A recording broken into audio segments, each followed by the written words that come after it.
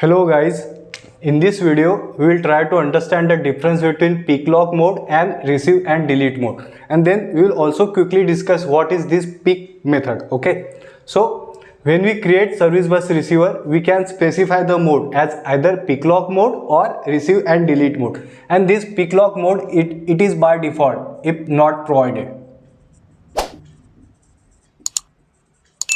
Okay, now PeekLock means to just have a look at.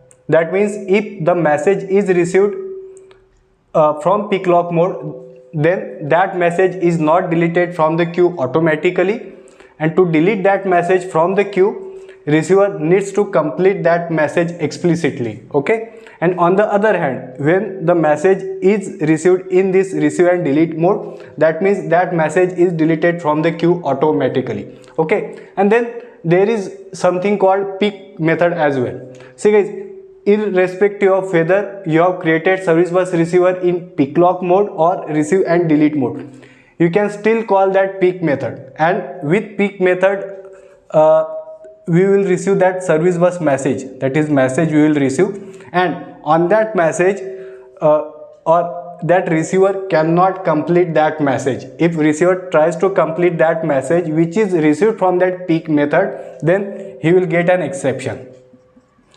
And I guess it makes sense, right? I mean, when you have received the message as a part of peek method, that means your intention is just to have a look at that message. So if you try to complete that message, that means when you try to delete that message, so of course you should get an exception, right? So let's try it practically.